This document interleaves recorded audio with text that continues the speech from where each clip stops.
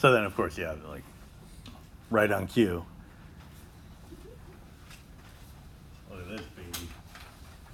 I'm not going to do it with you right now. I'm going to put a star on it, but I don't want to torture you either. So let me just ask you right off the bat, which row do you think is the best row to work with here? The last one. The last one. All right. So when you choose that row, it's gonna simplify very nicely, very quickly. So you look at something that's kind of terrible, and it actually ends up being all right. Will you be able to still use the same method as the 2x2 matrix when you're finding the determinant? Once you get it down to 2x2 matrices, yeah. Oh, okay. So multiple steps here. All right. But you got this bad boy, this nice little nifty rule here. It says if A is a triangular matrix, then the determinant of A is the product of the entries on the main diagonal of A. All right. So in this case, you see I have a triangular matrix. This is upper triangular.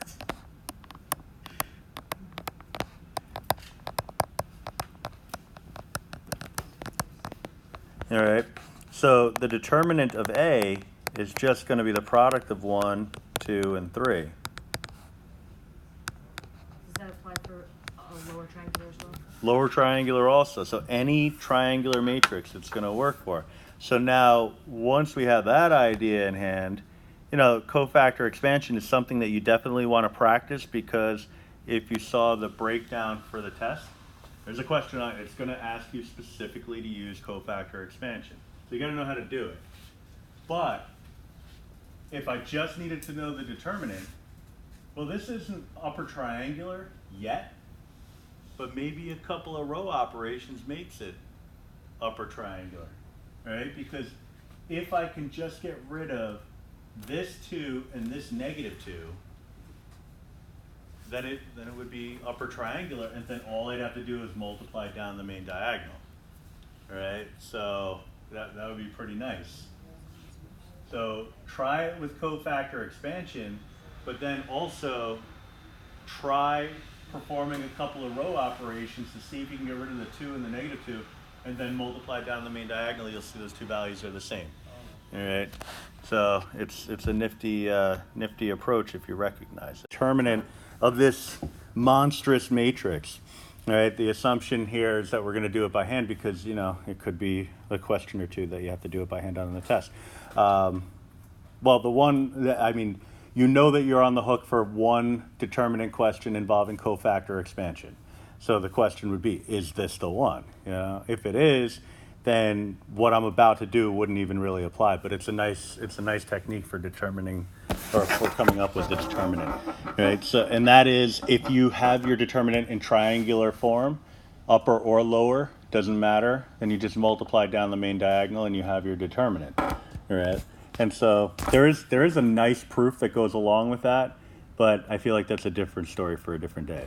So in order to get this in triangular form, we need to get 2 entries to disappear. Those guys. All right. Now, you might say, well, what's the point? There's a 0 on the main diagonal. It's going to 0 out anyway. Well, we don't know that. In the process of trying to get rid of that -2, it's entirely possible that we might introduce a new value into that last column.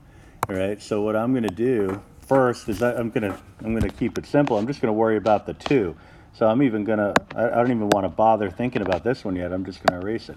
I want that 2 to go away, so I need to do a quick -2 R2, I'm sorry, R3, I'm off to a good start, plus R4.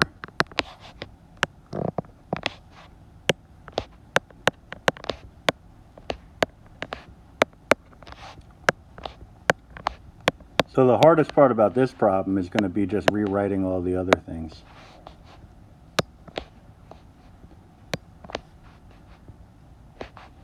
And honestly, you can kind of streamline it a little bit, because we know everything from this row and up is not going to change. So really, you could just ditch all of these values because they're going to be irrelevant in the end anyway. All right. I'm not going to do that because I already wrote them, but if you wanted to, you could. All right. So 0, different color. 0, 0, 0. So we're looking at negative 10 plus 4 is negative 6. And then 0 multiplied by anything is still 0, so we're still going to have that negative 1. Last row is going to remain the same. All right, so mission accomplished for the second to last row. All right, now if I want to have a mission accomplished for the last row, what I want to do is I want to get rid of that negative 2. So it looks like I'm going to want to impose R4 onto R5. Right, so I can just do that with a quick negative 1/3. It'll introduce a fraction, but that's not the end of the world. The other way of handling it is kind of a slick move. What I can do is apply a scalar multiple onto the last row, right? So what I can actually do is kind of take it back a step and say, well, simultaneous with this move, because now I know how this one played out, I could say, well, if I want this really to be convenient, then this negative 2 here, that really should be a positive 6. So simultaneous with that maneuver, what I can do is take a negative 3 and run it through R5. Because really the only thing that's going to change would be that one entry. And so you just make a quick site adjustment.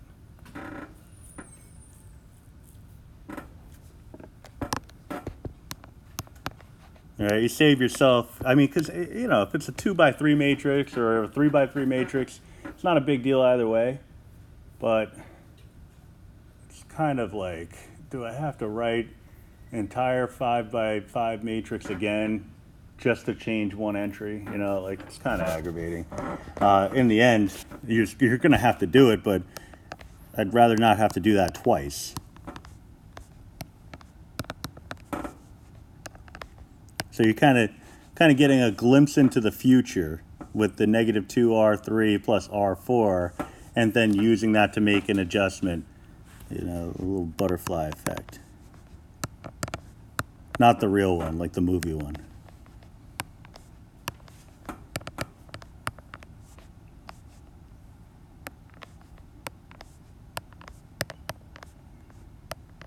Come on, you son of a gun.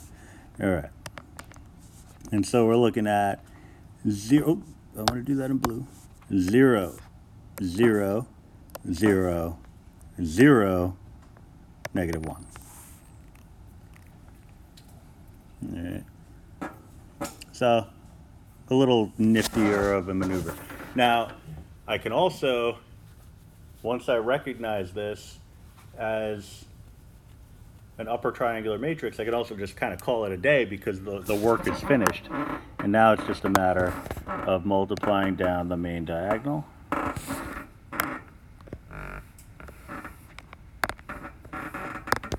it's kind of squeaky. All right, so 6 to 36. So determinant of matrix A is going to be equal to 36. Or you could write it with that absolute notation, 36. All right, either notation is fine. All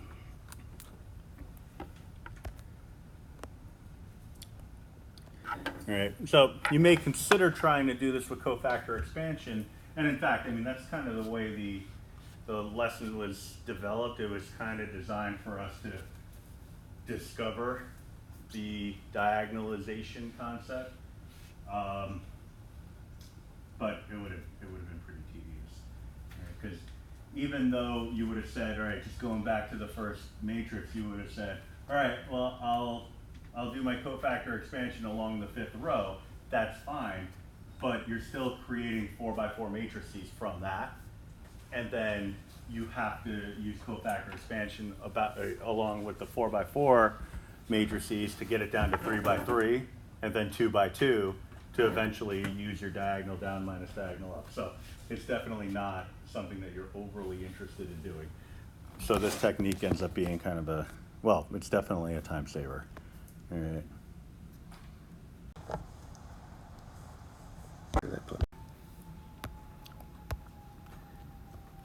So now that we learned everything there is to learn about determinants in record time, no, that's not really the whole point of this.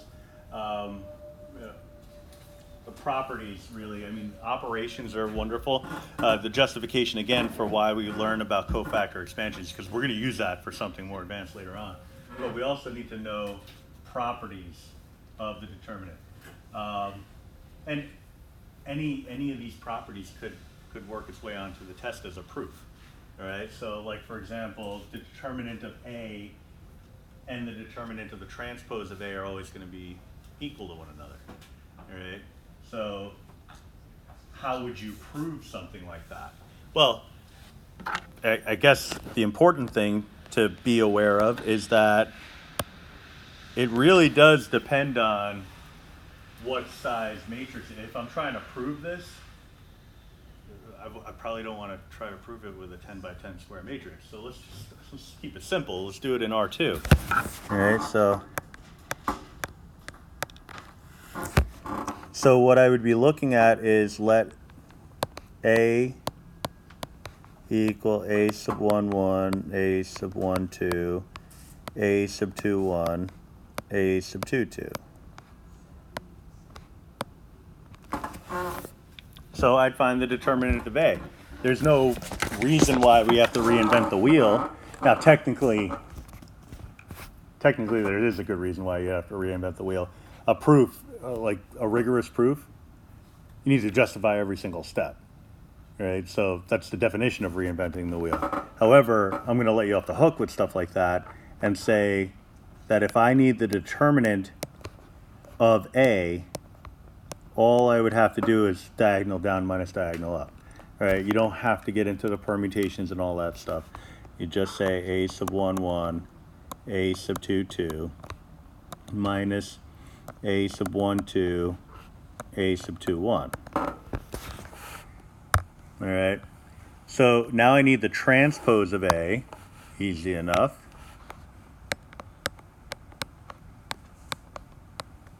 Well, easy enough if you remember what a transpose is. Swap rows with columns.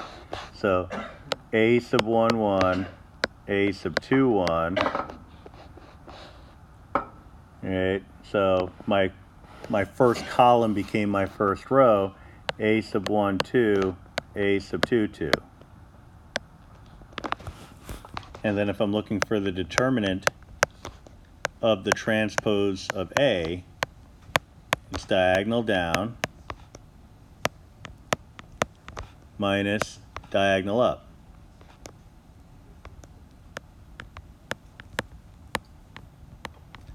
These are scalars, and scalars are commutative. Like when you multiply scalars, they're commutative.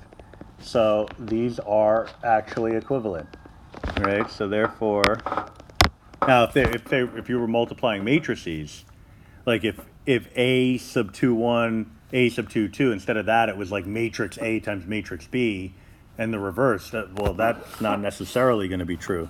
But because they're scalars, it is following what you know of as the commutative property of multiplication from way back when.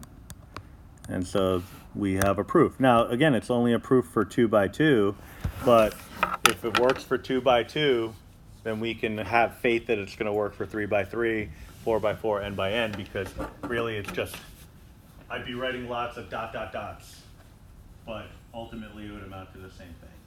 All right, so an example of a proof, nothing too crazy. So if I put this one on the test, I don't know if I'm hinting at anything, honestly, because I can't remember what I put on the test as the proof, but maybe I am. Maybe this is the one. Put a star on it. I don't know. But if this showed up on the test, this is not something that you should be terrified of. Right? So this is a pretty nice one.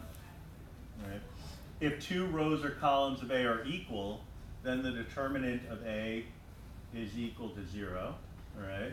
So what that would mean is I would have two identical rows and then just compute the determinant. So what I could actually do is define A, matrix A, as A sub 1, 1, A sub 1, 2, A sub 2, 1, A sub 2, 2, but then let A sub 2, 1 be equal to A sub 1, 1, let A sub 2, 2 be equal to A sub 1, 2, make the substitution, find the determinant, and you'll see that it equals 0.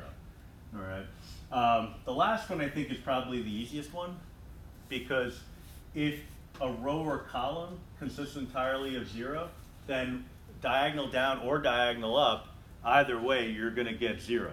All right. So it's going to be 0 minus 0, which is equal to 0. All right. These are all, both of these in particular, this is just the fun one, but these in particular are very important to know because a matrix is not going to be invertible if its determinant is equal to 0, right? So this is something that we can, just by making a quick site identification, you look at the matrix and say, oh, I got a row consisting entirely of zeros. I'm not even going to bother trying to find an inverse of this. So you'd be in good shape, right? Now, if you remember what the ultimate objective is when you're finding an inverse, you should know that anyway without having rules related to determinants, because when you augment your matrix to find the inverse, you're augmenting it with the identity matrix, with the goal being to transform your given matrix into the identity matrix, ones down the main diagonal. If an entire row or column is zeroed out, then there's no way you could ever make it a diagonal matrix containing all ones, right? So, you can kind of reason it out that way. But, it's kind of nice. And then you have stuff like this, where, if you know the fact, it's easy because this is just telling me find the determinant of matrix A, because the transpose is going to have the same value. So diagonal down minus diagonal up. All right, so it just visually, I know that they're both going to be equal to the same thing. 4 on the down, 6 on the up, 4 minus 6, negative 2.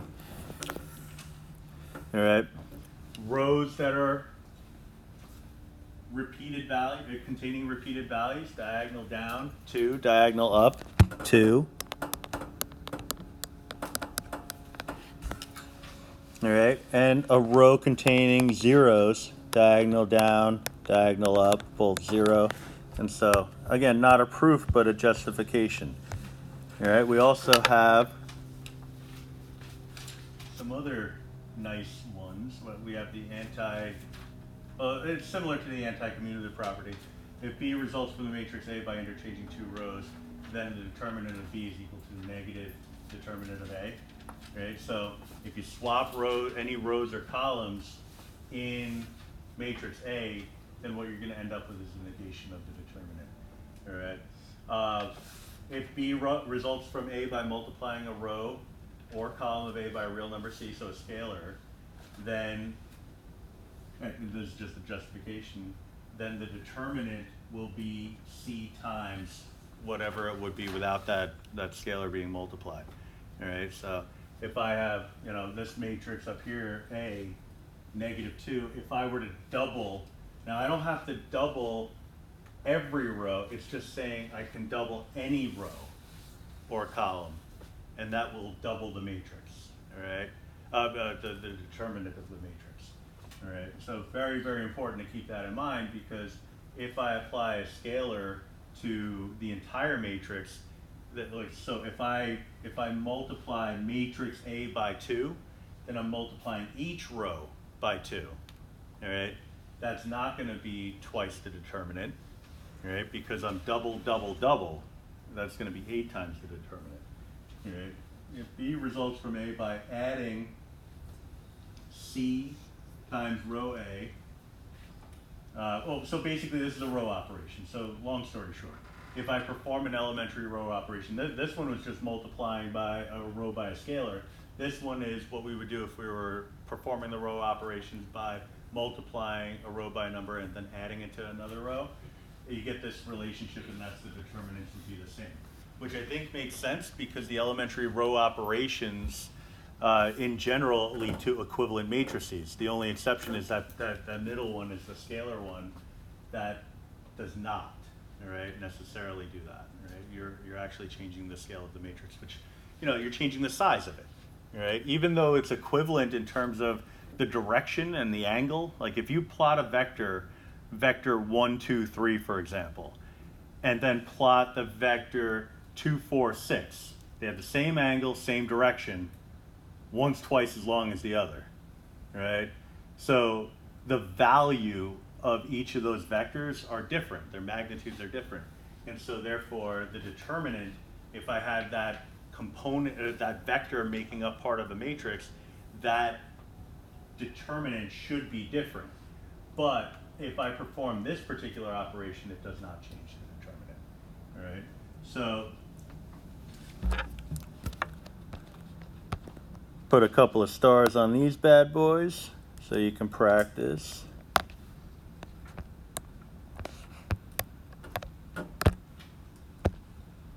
They're good questions, but you know, they're also the kind where, you know, if time's a factor, you could probably bag these questions because, you know, even if like the first time you ever attempted these kind of questions were on a test, as long as you know how to find a determinant, you're fine, right? Because really all it's doing is justifying some rules, but yeah, the more practice you get, the better.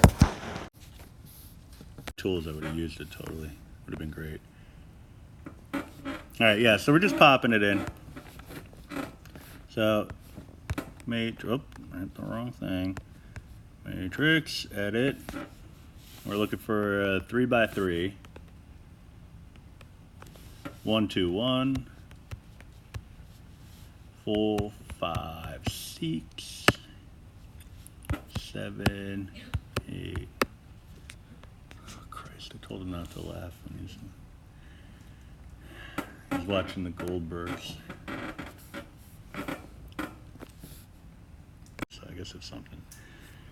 All right, so anyway, so I'll run the calculation. So inverse, second inverse, go to math, or do a determinant on matrix A, assuming I typed it in correctly, and we get 6 again. All right, why I bother doing that is incredibly beyond me. These are my own problems, and sometimes I don't even realize that all I did was I took the same one and copied and pasted it, but whatever. I needed it in there anyway because we're gonna manipulate it in a second anyhow. There are some features that we haven't really used a whole heck of a lot in the matrix menu that can, I mean, changing a 4, 5, and 6 to 8, 10, and 12 is not what I would consider a difficult task, but if you go into the math menu in matrix, you can see that there's a bunch of different options. And so if you actually, I mean, it would be nice.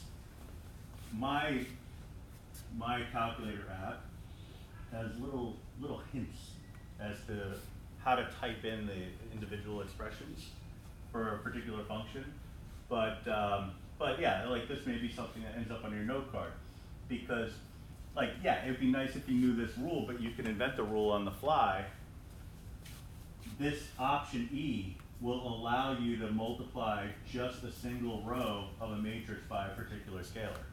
All right, so if you had to multiply it by something funky, you know, or maybe it was a pretty beefy matrix and you wanted to actually multiply through with a scalar, that could actually get the job done for you. I find that this is very useful when writing programs for matrix operations. It's not the most useful thing in the world when it comes to actually performing those row operations yourself, because you actually have to remember to do all this stuff. But basically these functions are the same as me saying something like negative R3 plus R4. You know, it's just you have to know which one to use, right? So the reason I'm bringing that up is because I can select that option E, tell it what my factor is, the matrix and the row, and it'll do the work for me. All right, I just want to make sure I'm not accidentally typing this into a matrix. So the factor is 2. I want to double it. The matrix is A. And the row I want is 2. All right, so it'll just double that row. So that's kind of nice, right? It doesn't automatically store the matrix, which is even nicer. Because if it did, then it would overwrite the one you had in there previously, and maybe I need that other matrix for other things. So what I could then do is store this in as a second matrix, matrix B, for example, and it's there. So now I could just run the determinant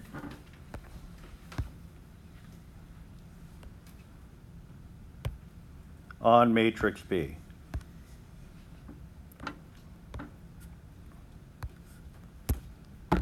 And I would get my 12.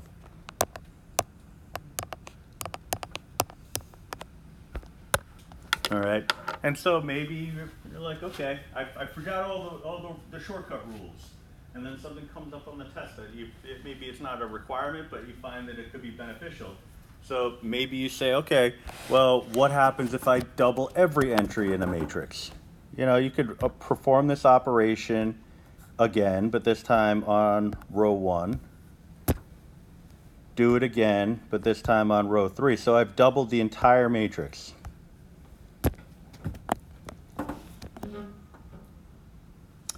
I have not doubled the entire matrix because it is recalling back to matrix B. So let me actually clarify that a little bit. So I've doubled matrix A and stored it into matrix B. So now if I want to double matrix, I would have to double row 1 and row 3 of matrix B. So I'd have to use that function again. So now I'd call up matrix B. And I want to double the first row. All right, I'd store that in as matrix C. And then I would do the same operation, but this time on matrix C and row 3. All right, so you can see in a lot of ways more trouble than it's worth, but for program writing, it's essential.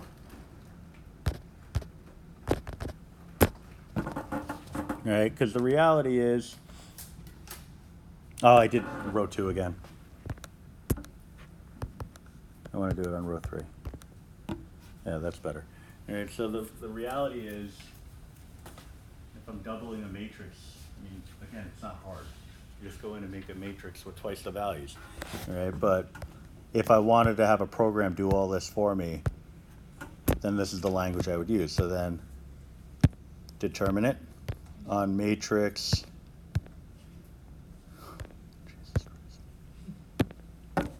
D would be 48.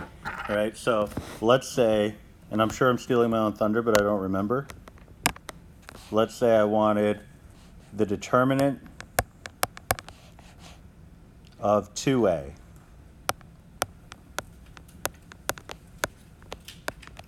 So twice matrix A. The entire matrix A.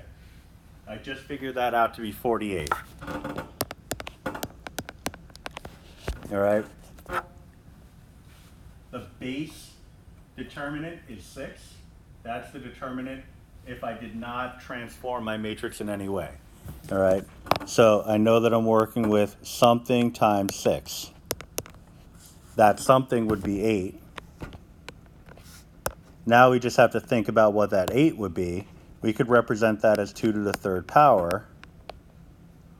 And that should make a lot of sense because I doubled 3 rows. All right? So I doubled the first, second, and third row. That power of 3 is accounting for that. All right? So if I doubled a 10 by 10 matrix, then it would be 2 to the 10th multiplied by the determinant of the unaltered matrix. All right, and that could be useful information. You know, maybe it's really easy to find the determinant of the unaltered matrix, but it's a pain in the ass to figure out the determinant of the more complicated one. You never know. All right, so At this point, it's just a rule. Rules can be luxuries. Do we really need them? Well, back when we weren't allowed to use calculators, you damn right we needed them. But now it's kind of, there's some things that I know I have to teach because it's in the curriculum, but it's getting harder and harder to justify why we need to do it. Because it's like, man, there's so many forms of technology that do this for us that it's like, it's so archaic, it's not really necessary. But for those instances, I kind of file it away under cool math and the appropriate rule for us.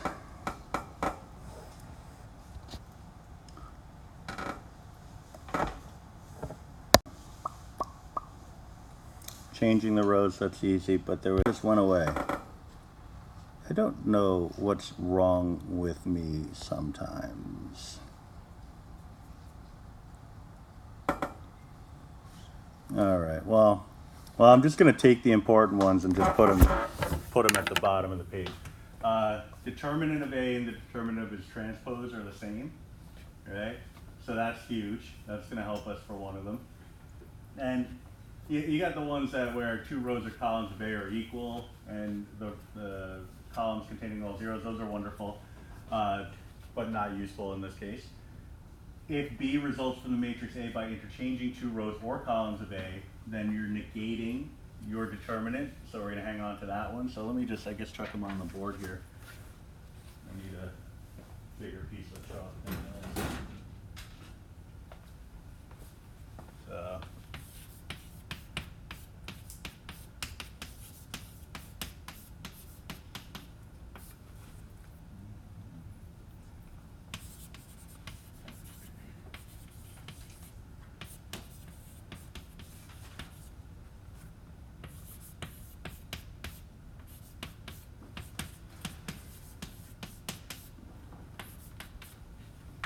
All right, so those are the two big ones. Oh, that reminds me, I gotta send that up. Okay.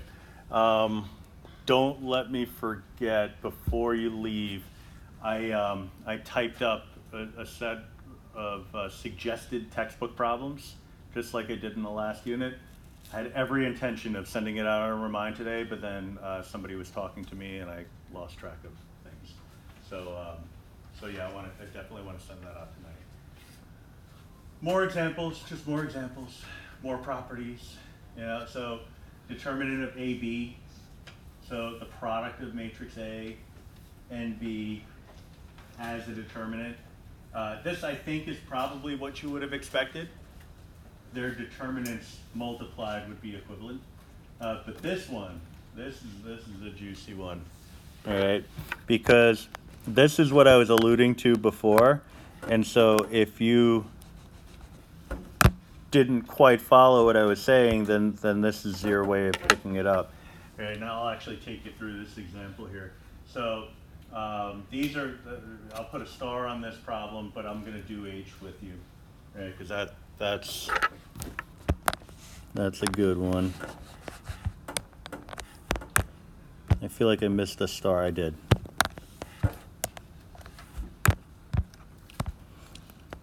All right.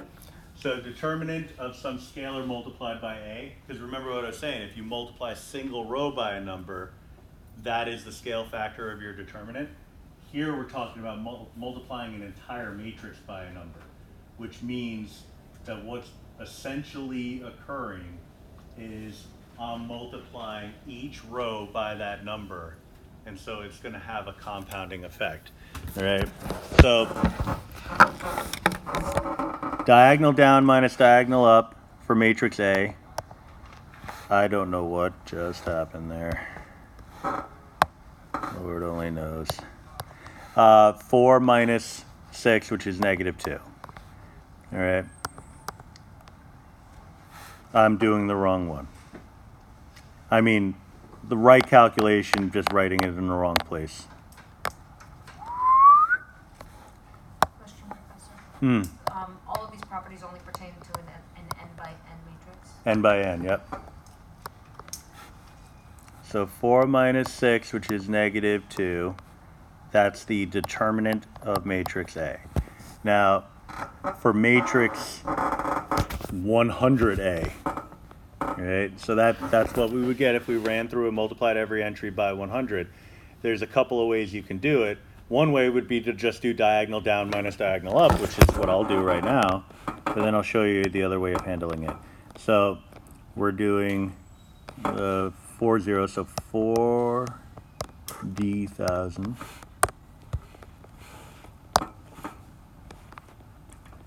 minus 60,000.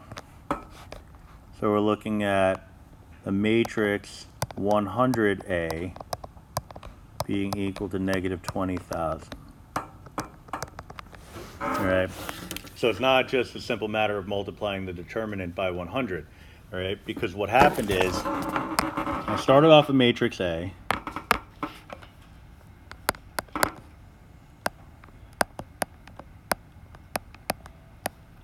And so what we did was we multiplied the first row by 100. So just based off of that operation, the determinant of A must be multiplied by 100. I'll do that in green.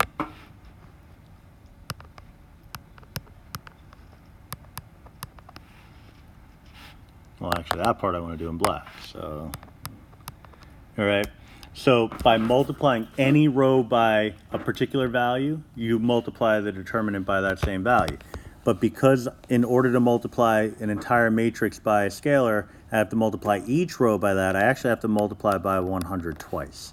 So that means that that separate calculation has to occur. So that gives me 10,000. And since we had already determined that matrix A had a determinant of -2, 10,000 times -2 would give me the negative 20,000. All right. So that allows us to kind of streamline the process. So what I would do is if I were given, let's say, a 5 by 5 matrix, and I wanted to multiply that matrix by a number, I would actually be multiplying the determinant by that number to the 5th power. All right. So the power is consistent with the number of rows or number of columns, depending on what you're multiplying by. All right. So yeah. Why was the 3 and the 2? Oh, Lord only knows.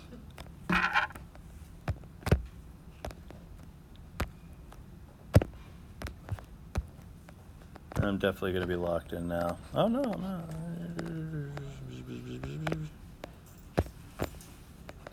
So 1, 3, 2, 4 is what it was.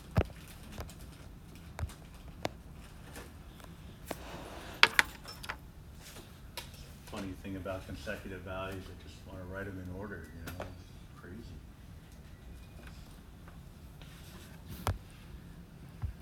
All right, so I'll put a star on the next one.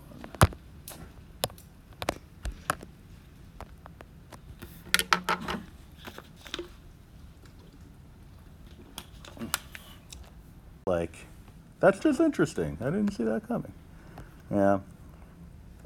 So the next one is the elementary row operation of combining rows through addition and multiplication. So we've worked with that plenty throughout the course. What that's telling us is that we should expect the two determinants to be the same, right? Because we're looking at equivalent matrices, right? So that's what we're going to investigate. I keep hitting second test. So still good there.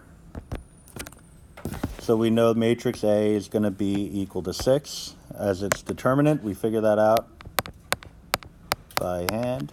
Now, this is the case where we took twice row A and added it to row B. All right, so this is just, you know, textbooky notation. Oh, I'm sorry, and added it to twice row 1 and added it to row 2. Right, and that gave us the second row of row B, of matrix B. All right, so that's what we've been doing before. We just write it incredibly differently. All right, so we want to see what that's going to lead to in terms of a determinant for our new matrix, so I'll go to my matrix B. I don't want to do it as names. I want to go to edit, matrix B, 1, 2, 1, 6, 9, 8. 7, 8, 9 is good. So the determinant of matrix B, also 6, as we expected. All right.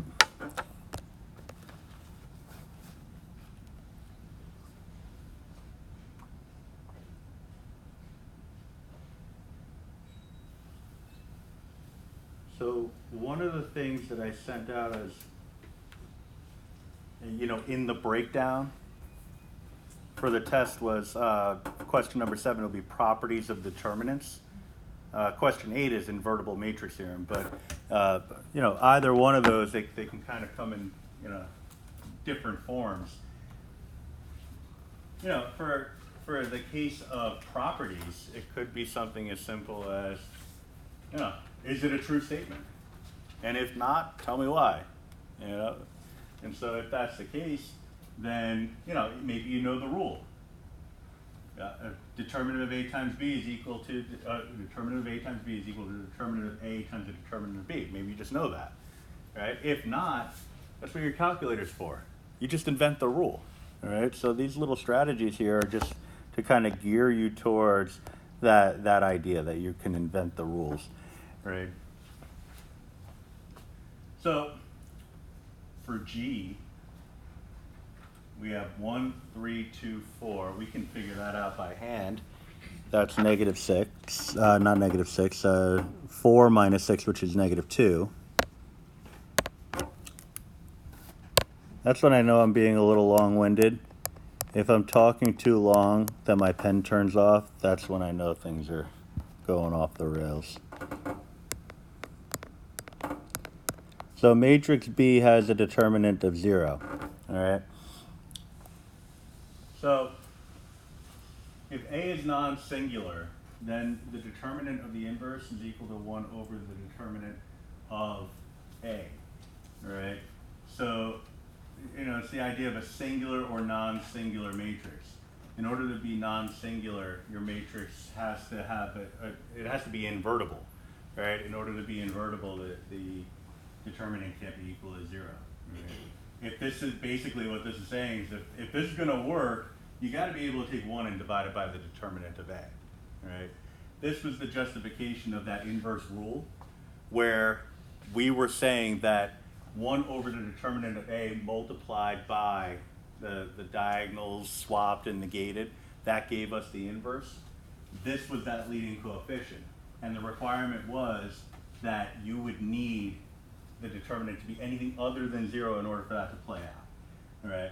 So when we determine that a matrix has a determinant equal to 0, we're saying it's a singular matrix.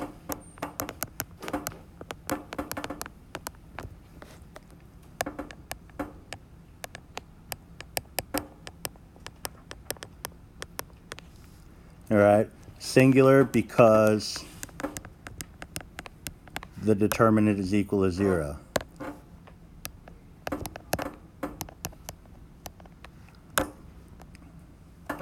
All right, so that's the second component to the rule. Now, the first component I think you could probably justify pretty easily, so I didn't really create that as an individual question.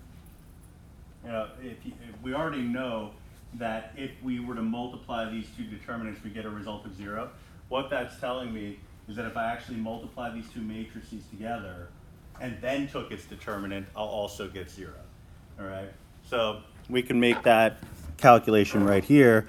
Even though it's beyond what the question's asking, I can say A times B is equal to 0. And then just off on the side here, I can figure out AB. It's going to be in the form of a 2 by 2 matrix.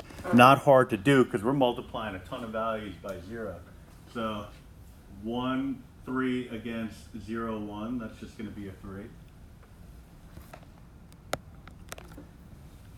All right, because the one's going to get multiplied by 0, the 3 is going to get multiplied by 1. Same effect here. 1, 3 against 0, 3, that's going to give me a 9.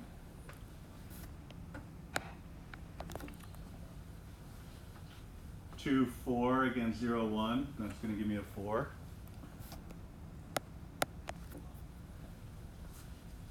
2, 4 against 0, 3 is going to give me a 12.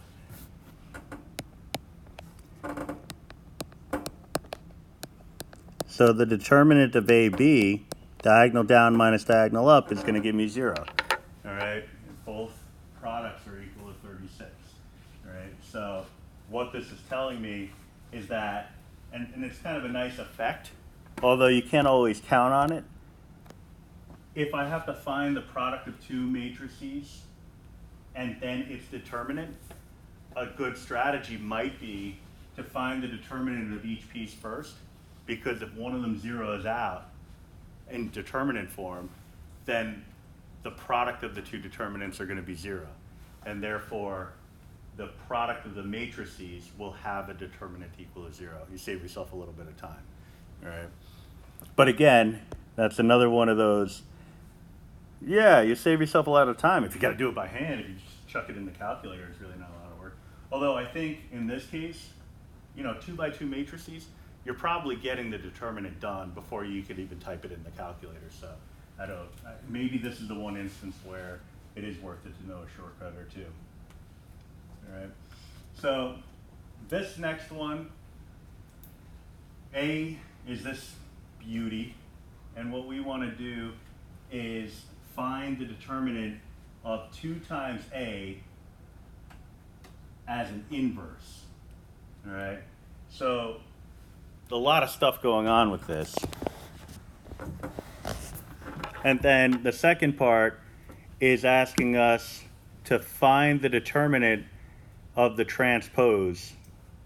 Well, almost a transpose. Transpose with some column swapped. It's really interesting.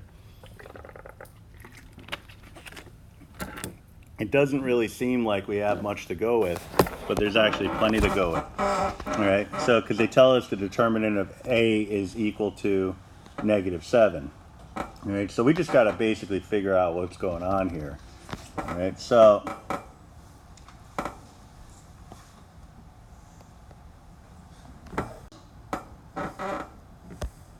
and they take it out. They had like a nice summary. I used to have a little section that said most important rules, and then it.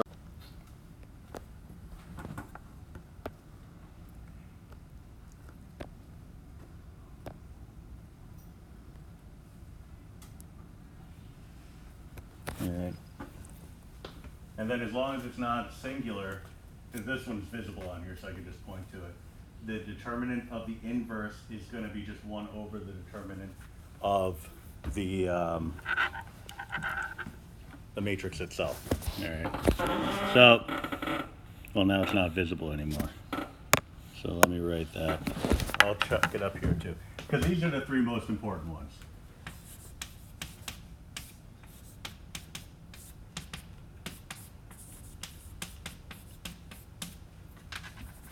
All right. And so that's like a pretty significant typo. Yeah. You know what? I know what I did. Not that you need to know like my inner monologue at any given moment or time, but I must have deleted it being like, why do I have this again? I don't need this again. I can save like half a page of paper if I get rid of it. And I get rid of it, and there's moments like this where I just regret it. All right, so that was pretty dumb. Anyway, so let's focus on what's going on here. So I'm doubling the entire matrix. All right, so that's an important thing to keep in mind. So I'm doubling 3 rows of the matrix.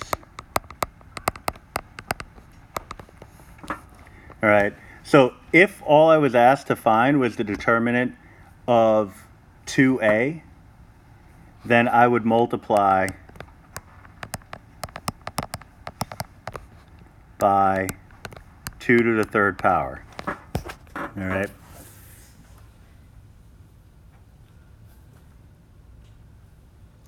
So I can do that. I could figure that out. I could say the determinant of 2a is going to be 2 to the third times negative 7. All right, so 7 times 8, 56. Now, but what I am looking for, in fact, is the determinant of the inverse of that. All right, so if I had some new matrix that we can call B if you want, that had a determinant of negative 56, and I wanted to find the determinant of the inverse of that, I would just take the reciprocal, all right, as long as it's a non-singular matrix. All right, so this would become negative 1 over 56. All right, and this is without ever getting into row operations or anything like that. All right, so because the one thing that you wouldn't want to do for something like this would be to construct some astronomically complicated proof, right? But again, it has to be a non-singular matrix. And again, singular versus non-singular, it sounds just over complicated, but singular just means the determinant's equal to 0. All right, so, but the thing is, singular just makes, singular sounds like a positive thing, like a good thing. Non-singular sounds like a bad thing, but it's actually the other way around.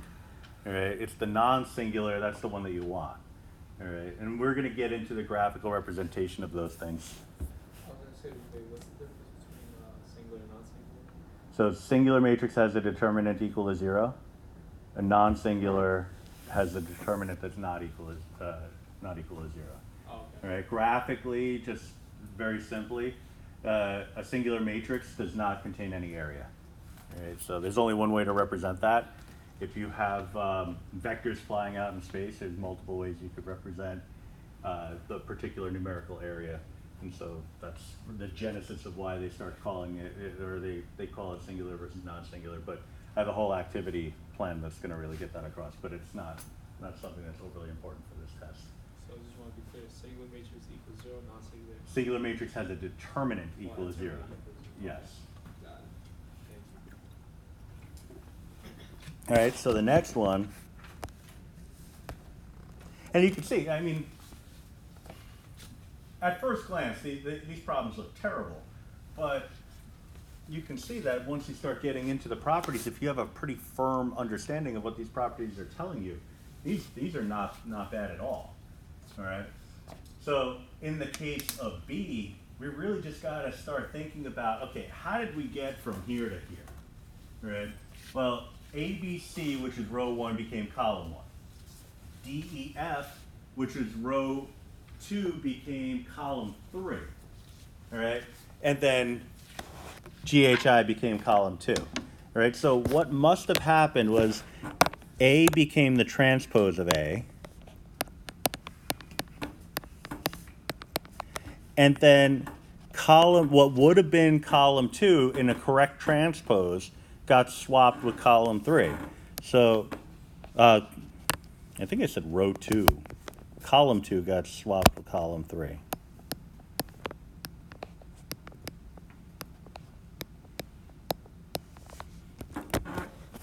So if you know your properties, then you already have the answer.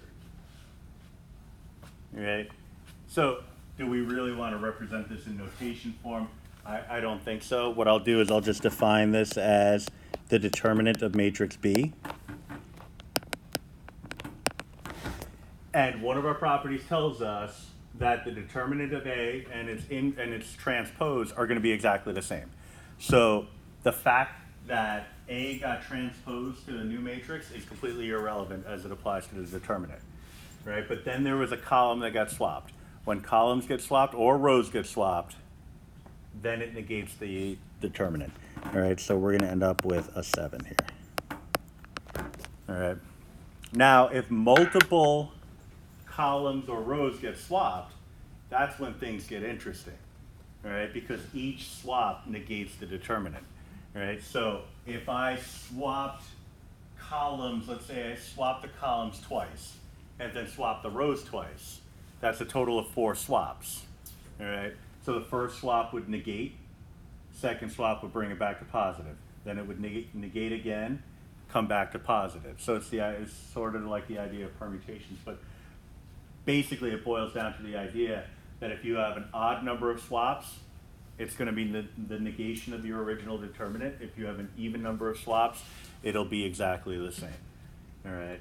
But again, if it's numerical, you just pop it in your calculator and say, oh, look, it's the same, fabulous.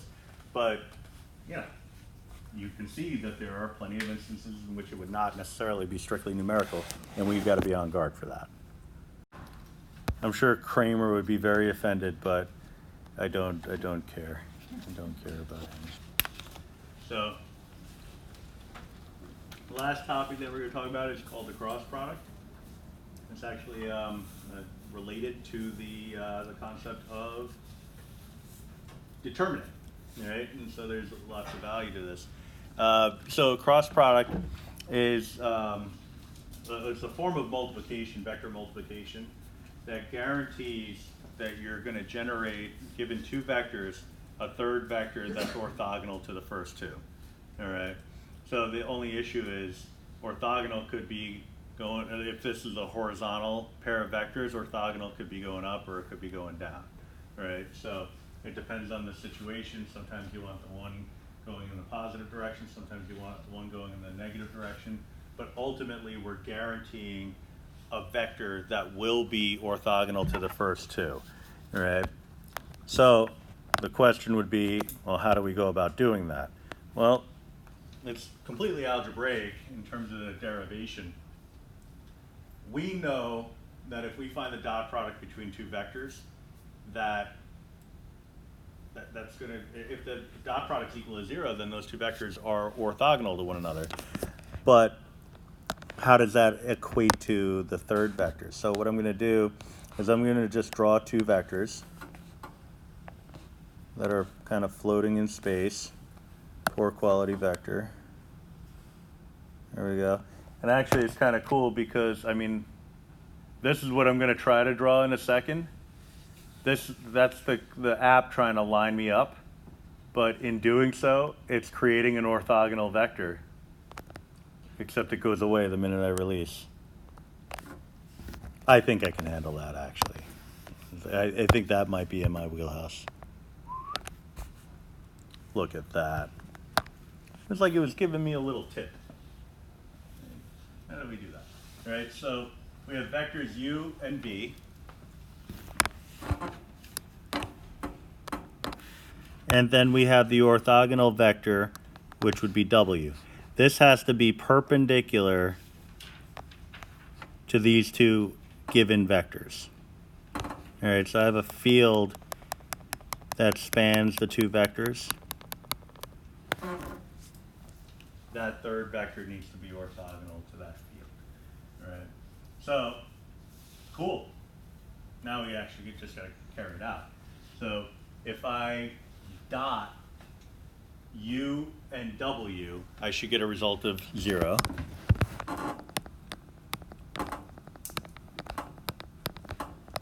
And if I dot v and w, I should get 0.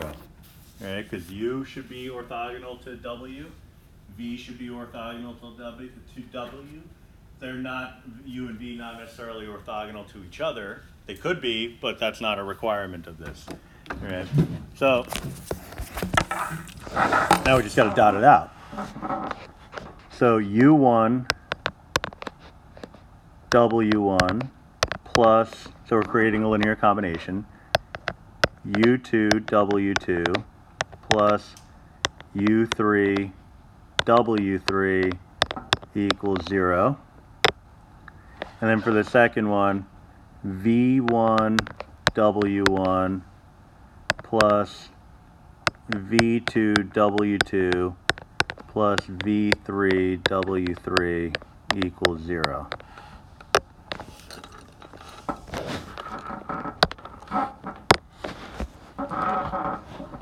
All right.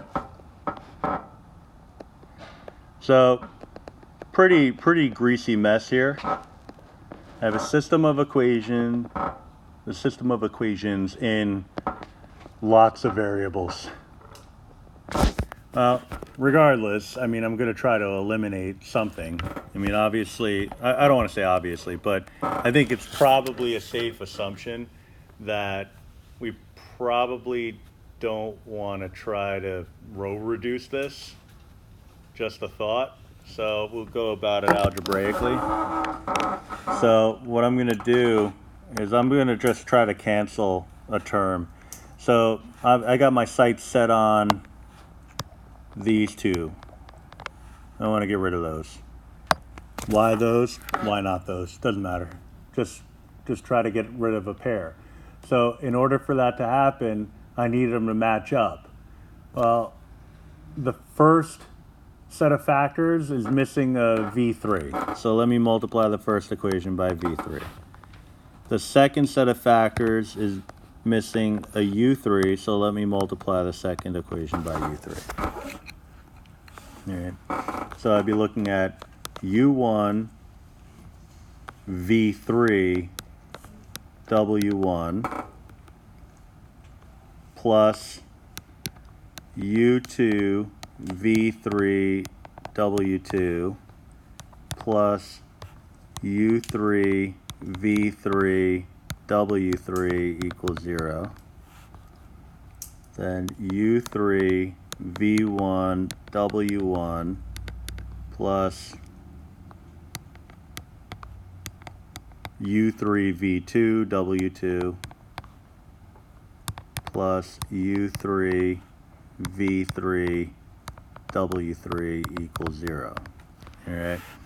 So we're in good shape. We have matching factors. So if I subtract the second equation from the first one,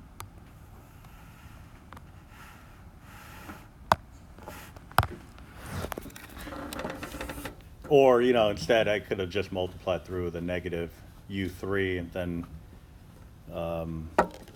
added the two, but I think it amounts to the same thing. I mean, I know it amounts to the same thing, but in terms of difficulty level. All right, so subtract the second equation from the first one. We know that these two are going to cancel away. So I'm not even going to worry about that. I'm going to have U1 V3 W1. Now we don't have any matching terms, so we don't have any like terms, so it's not like I can combine anything. So I can just do pretty much everything I see here. I'll do it across the top and then across the second row. So U2 V3 W2 minus U3 V1 W1 minus U3 V2 W2, and that would result in 0. All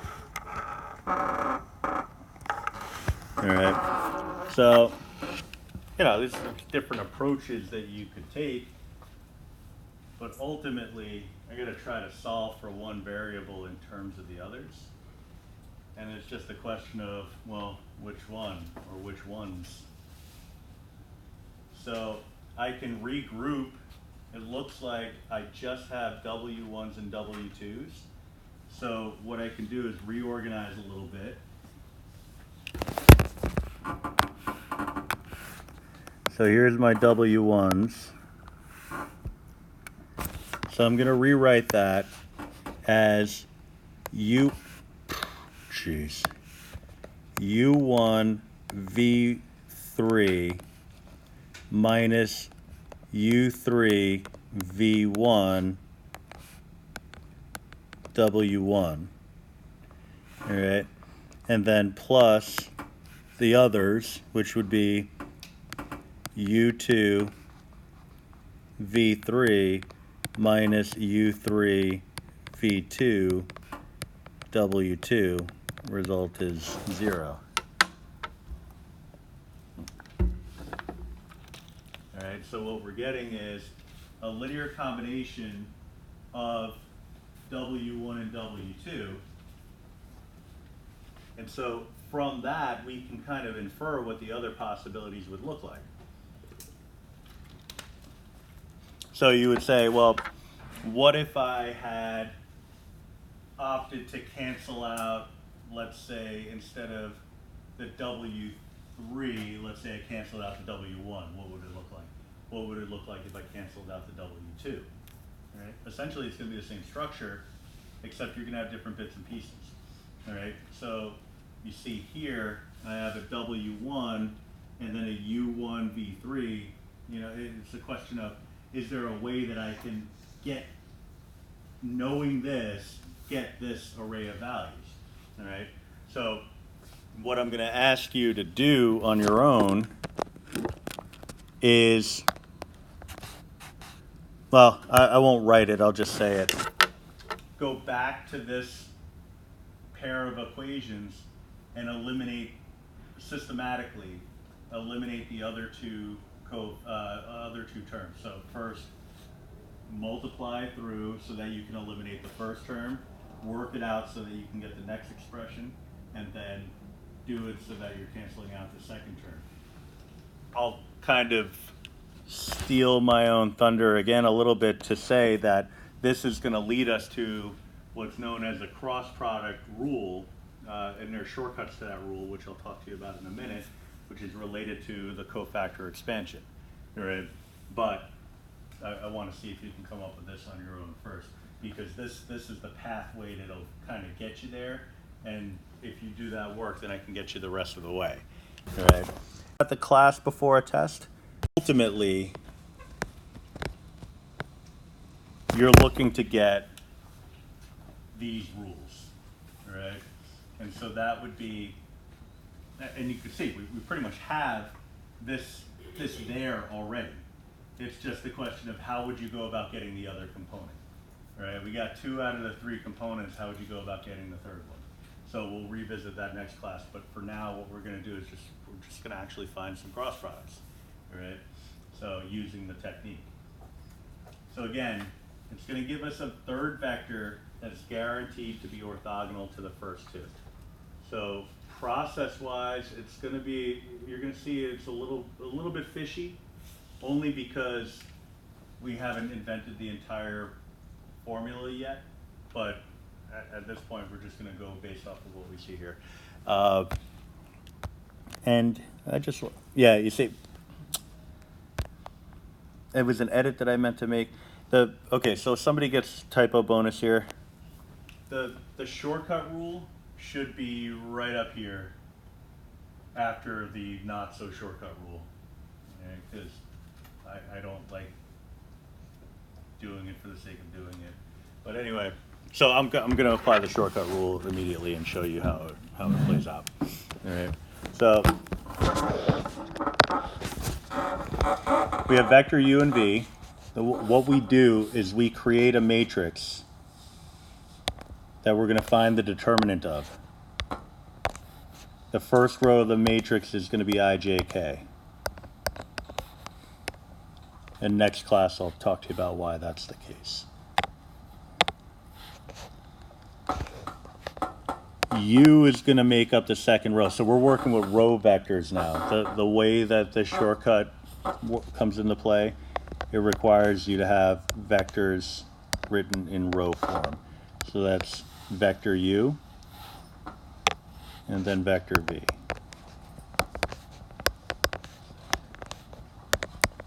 Okay, so we've been representing vectors as column vectors all this time, but we didn't always have to.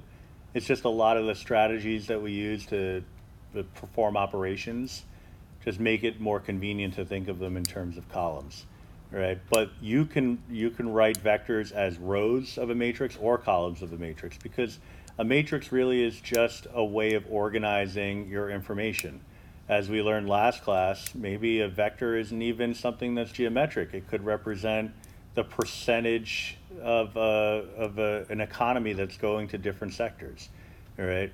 So at this point, most people are fine with, oh, okay, I didn't know that. I can write them as rows instead of columns, right? But there is a justification for it. Right, so what we do is we use our cofactor expansion across the first row, all right? So this is my A sub 1, 1. And we have A sub 1, 2. I'll do that in a different color, purple.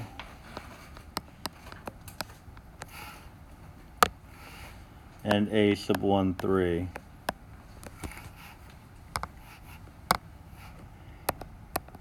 All right, the j values are 1, 2, and 3. If I go -1 to the 1 plus 1 power, I'm going to get -1 to the second power, which is a positive result. So I should be starting off with a positive and going negative and then back to the positive, just like every other cofactor expansion problem. Then I take my I. All right, the I is the first entry. I put it at the end because if we're going to use IJK notation for our final answer, it would make sense to have something in front of the I. All right, then the J, and then the K. Same deal. All right, so if I ignore the row and column that contains the I have a matrix 2, 5, 0, -3. If I ignore the row and column containing the J, purple is what I should have gone with here. I'd be looking at -1, 5, 4, -3. And if I ignore the row and column containing the K, I'll be looking at -1, 2, 4, and 0. -1, 2, 4, and 0. All right, so basically what I'm doing here is kind of manufacturing a situation where I'm writing a linear combination of I, J, and K, where the weights are the determinants along the cofactors. All right, so diagonal down is going to give me a -6 minus 0, so just the -6.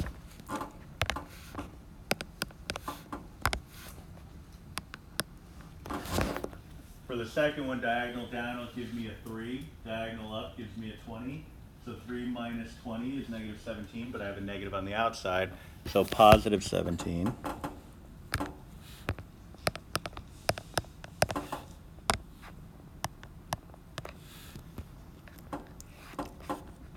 And then the last one, poor quality plus sign. See if I can, yeah. The last one is just a -8. So minus 8k. And so what this is the vector that is orthogonal to the two given vectors. All right, guaranteed. All right. So a negative 8, not positive 8. Isn't it 8 minus 0? It's 0 minus 8. Diagonal down minus diagonal up. Oh. So 0 and then the 8. Okay, Okay, so now we have a way of figuring out what's known as a normal vector. All right. So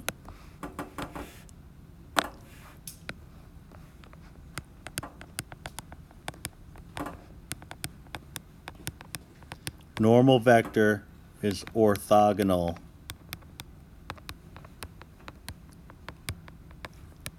to the given vectors.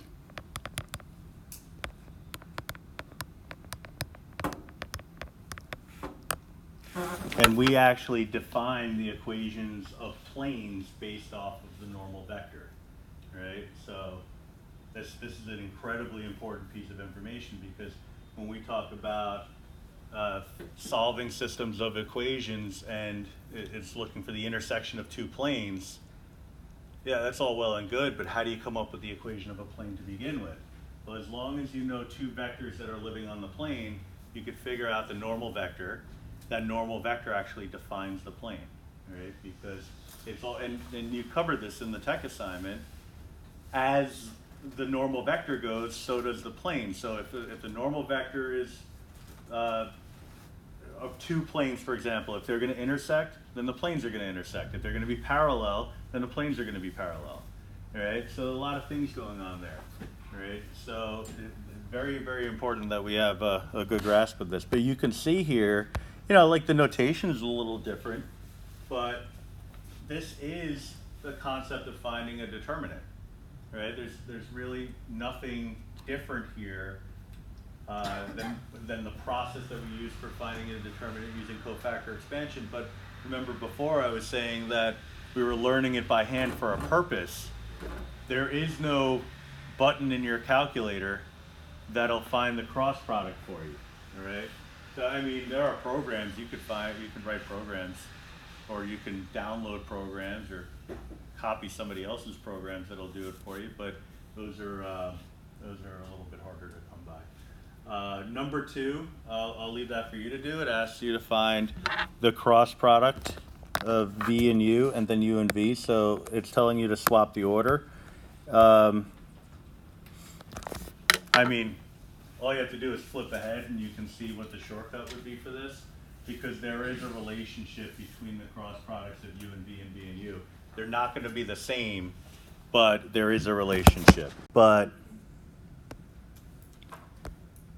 you know, in your heart of hearts, you know, like take the stress of taking a test out of the equation, which I know is hard to do, but like just imagine you're doing this for fun. You're just trying to learn for learning's sake.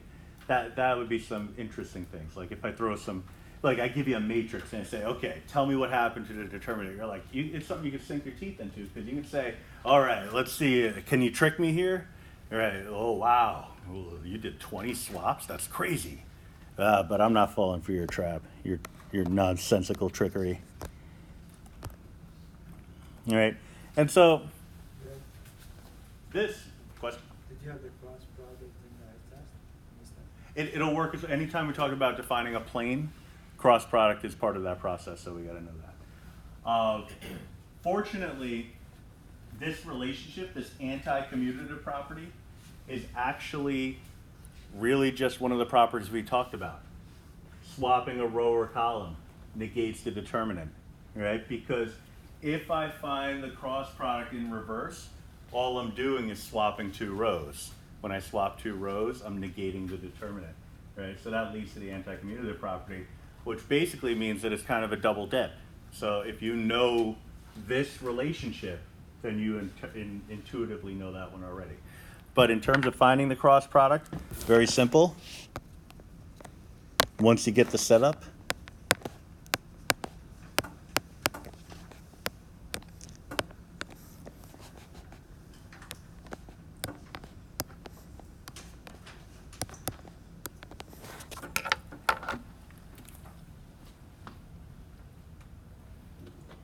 now, I don't know if this came up in conversation yet, because this concept of cross product is a little on the new side, unless you've taken Calc 3 before, but even still, it very rarely comes up in conversation there.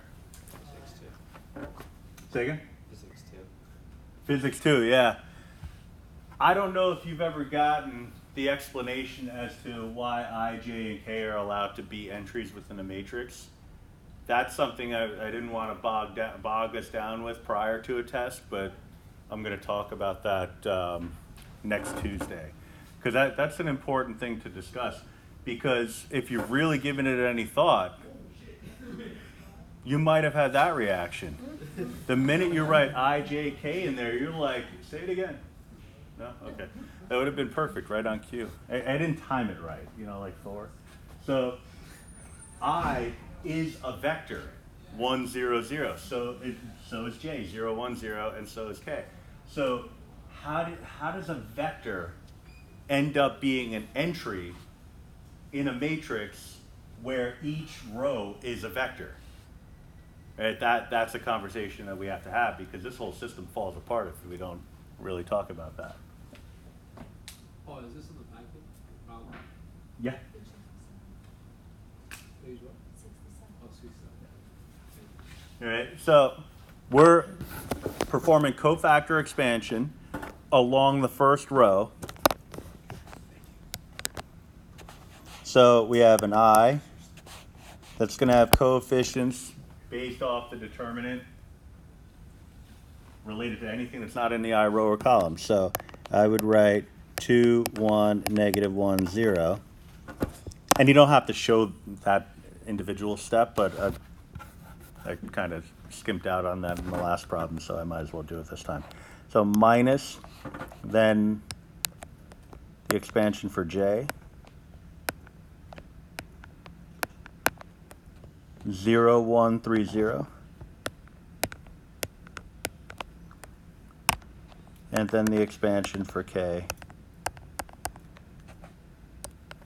So 0, 2, 3, negative 1.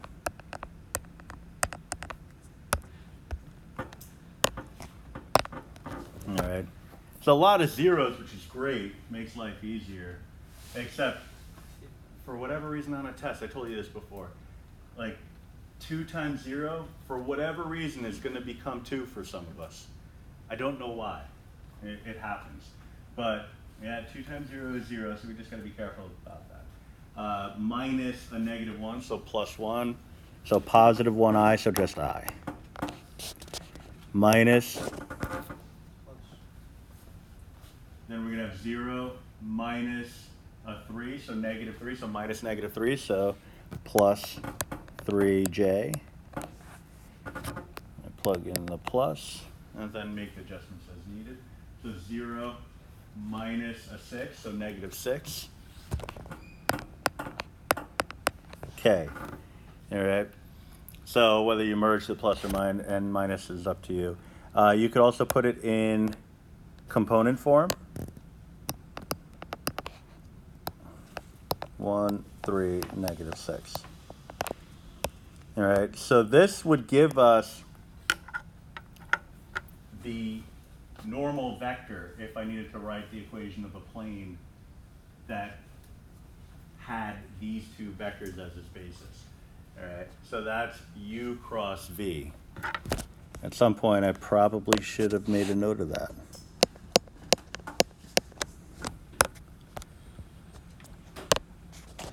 All right, so then when I'm looking for v cross u, Notation question. Do you mind if we, by habit, revert to the Calc 3?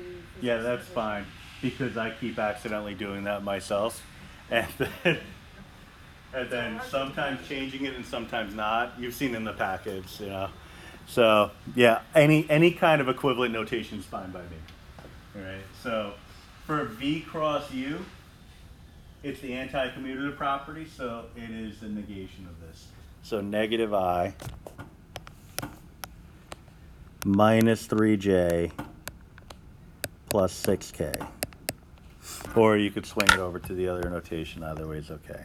But the whole point of that problem was for us to make the determination, or at least recognize the relationship that exists within the anti-commutative property. So just a negation.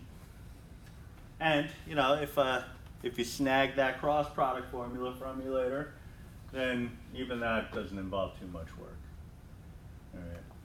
So yeah, this I hand waved around last class, but that's the shortcut rule. So I guess, you know, maybe I don't hand wave around it. I'll just write it out explicitly for you. Is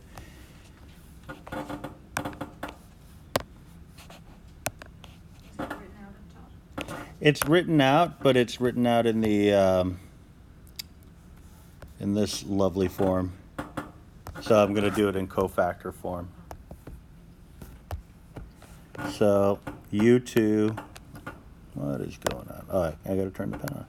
U2, U3, V2, V3, I, minus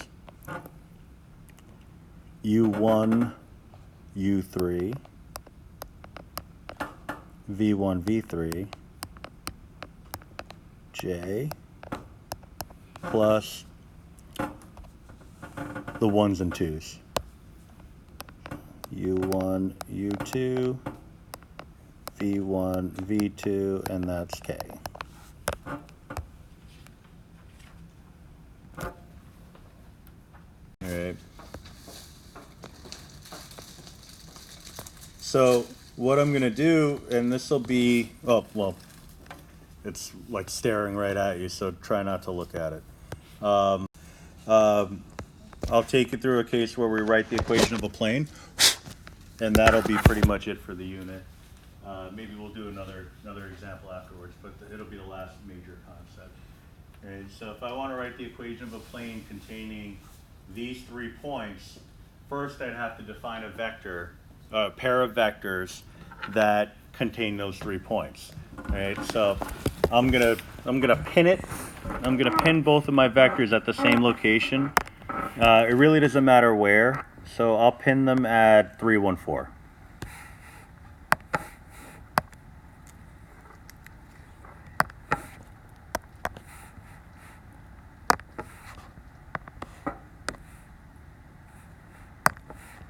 All right. Personally, I like to name my points just to kind of keep it organized a little bit. So I'll call this one P. I'll call this Q, and I'll call this R. Now the points are listed up here, but it's better to do it based off the diagram because then it's pretty obvious that I'm looking for vector PR and vector PQ.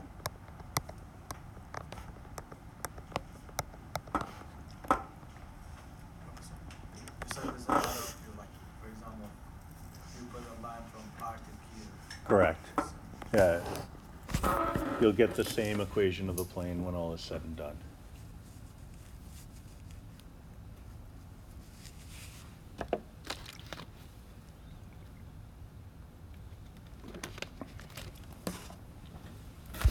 All right. So PR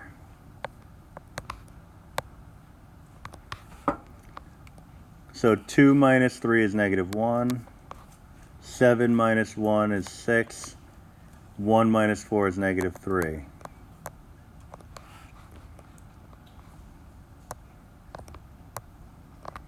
PQ, -1 minus 3 is -4. -2 minus 1 is -3. -3 minus 4 is -7. All right. So what I need is the normal vector, which is the cross of P, R, and PQ.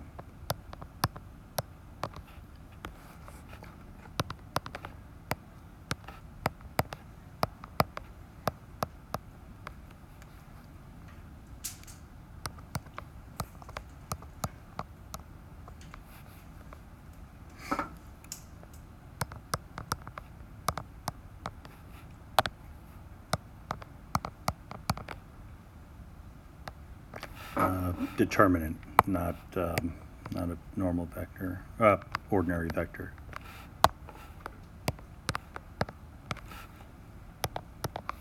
So we know the signs are going to alternate positive to negative back to positive, and we're going to have a coefficient of I, J, and K.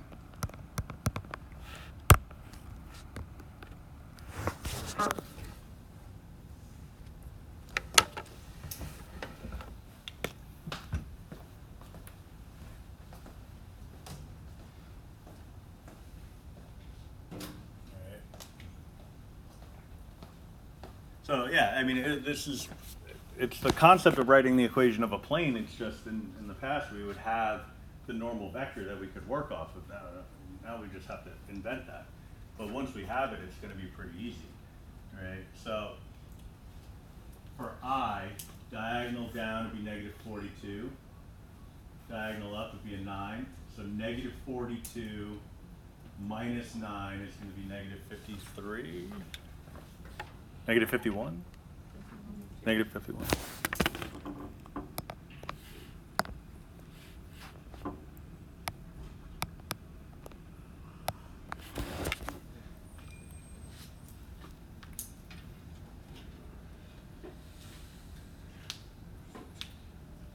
All right, for J, diagonal down is going to be 7, diagonal up is going to be 12. So 7 minus 12 is going to be -5. So -5, so +5. And then for the K, ignore the K row and column. So I'm looking at diagonal down, -1 times -3 is +3. Diagonal up, -24. So 3 minus -24, so 3 plus 24 is going to be 27. All right, so barring any mental math mistakes, which is always dangerous for me. And also, you'll notice how I didn't bother writing out the cofactors. I didn't bother writing out the 2x2 matrices. You just do it on the fly. There's nothing wrong with that, unless, I'll just put it this way. If I were in your position taking a test, I'd probably write the 2x2 matrices out, because I'd be afraid that I would screw something up just by rushing. But if that's not something you're concerned with, then it should be fine. Can you check the answer? Say it again? Can you check your answer? The only way, unfortunately, to check it would be to pop it into GeoGebra, which works now, works when you're at home, but doesn't work on the day of a test. So practice now so that you could just have faith the day of a test that it's all going to come out in the wash. All right. So that's the one unfortunate thing. So my normal vector here, n, is going to be equal to -51, 5, 27. All right. So the equation of a plane, the general form, which is probably the least useful way of representing it, ax plus by plus cz is equal to d. All right, but then d is something else entirely. All right, so there's calculations involved in that. The variation of a plane equation that I prefer involves dot products. So this is good, it's okay, but the better option would be to say the dot product of ABC and XYZ equal to the dot product of ABC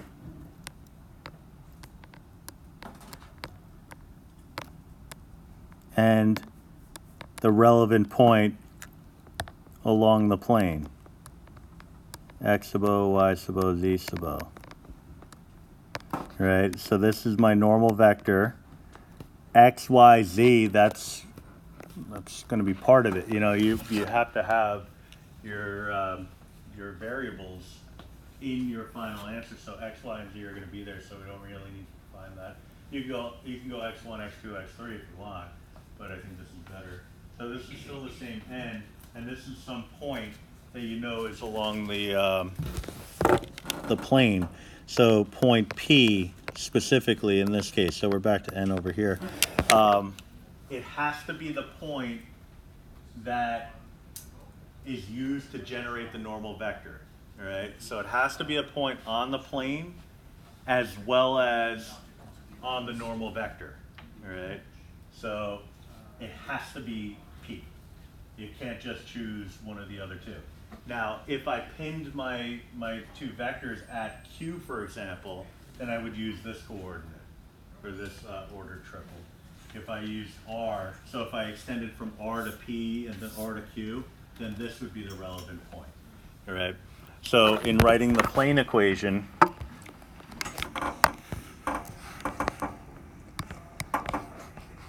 it's -51, 5, 27 against x, y, z.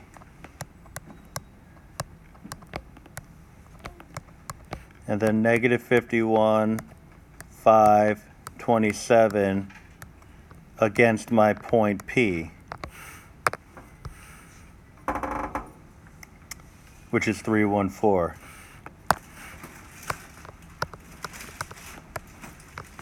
All right, now these are dot products. I didn't include it there because it's kind of implied, but I'll put them in anyway.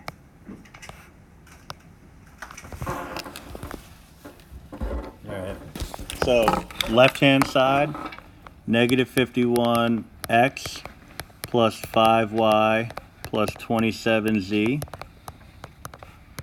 Right-hand side, you just got to do the work. We're looking at, was it -153 plus 5 is -148 plus 108.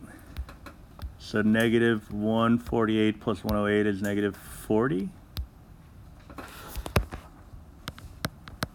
All right, so that's entirely too dangerous. I just did that way too fast. So definitely double check me on that. 54, 108. 113 minus 153. All right, well, you'll let me know if it's wrong. All right, so it's right. Oh, look at that. Yay, I did math right. Happens every once in a while. Broken watch is right twice a day. So that's our plane equation.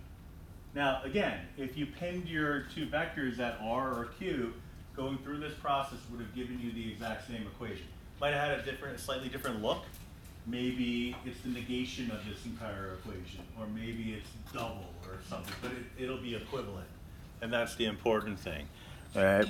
So now if you think about it, a question on the test, for example, could say something like, find the intersection of the two planes, but maybe one of the planes is given as a set of coordinates rather than just a defined plane. So the extra step would be going through the cross product approach to come up with the equation of the plane itself in order to then find the parametric intersection between the two planes. So the negative 40, that's the determinants, or? That's the D value, the right hand side. So it actually doesn't, that part of it doesn't have anything to do with the determinant. It's the cross product that is the determinant. All right. This is actually the dot product between your normal vector and a point, the vector passing through a point. All right. So, and that's a key thing. I'm actually glad you asked, because 314 itself is not a vector, but what we're dotting this against is the vector that would have an endpoint at point P, 314. All right. So it's probably not overly necessary in terms of getting the question right, but in terms of understanding how it's legal to just take a coordinate and order triple and write it as a column vector, I think there's probably some value in that conversation. All right, so properties of the cross product, there's a bunch of them. Some of them are just straight up common sense. And again, I teased one of them on the previous page, and it's like right there staring at you, so that should be easy enough. Distributive properties, common sense, multiplying by a constant, maybe, kind of. It just looks weird. When you're multiplying, if you have two factors and you multiply those factors by a number, you do it a couple of ways. You can multiply the two factors together and then multiply the number through later on. Or maybe you just multiply one of those factors by the number and then take the result and multiply it through later on. But the one thing you don't want to do is if you have something like 2 times 3 times 4. So 2 times 3 times 4, just numerical values. You would not distribute the 2 to each part and then multiply, because that's the same as saying, so this is not the same as what you would get if you were to just multiply 2 times the 12 and get 24, right? Because you would actually be scaling this up by a factor of 2, right? You would be getting 6 times 8, 48, not equivalent, right? So that's all this rule is saying. It's something that you already know. Cross product with a 0 vector. Now, mathematically, multiplying by 0 seems to make sense. The result's going to be 0. Visually, what this is saying is that you have a vector that's going off into space. If you cross that with a 0 vector, so a vector that has no magnitude, well, what's going to be orthogonal to that? I mean, it's not a vector. It's not going off. It's violating the rules of the cross product. You need to have 2 non-zero vectors in order to have a third one that's orthogonal to both of them. How are you going to be orthogonal to a point? Wouldn't every single vector in creation be orthogonal to a point? Yeah, so that I think conceptually makes more sense. This one's weird. cross product of a vector with itself. Also could, you know, like this is the kind of question, like thinking to what could be a proof question on the test. This is a nice elegant one. A vector in itself, the cross product, right? Because this goes back to the idea of the determinant. One of the properties of determinants were if the rows are identical, the determinant's going to be equal to 0. Since the cross product is just another way of representing a determinant, this should make sense. And then the last one is a triple scale or a scalar triple product or a triple scalar product. You can say it either way. That I'm actually going to save for the next unit, all right? Because that allows us to find volumes of we find areas of parallelograms in 2 space. We find volumes of parallelopipeds in 3 space. All right, so that's something that I'm going to save for the next.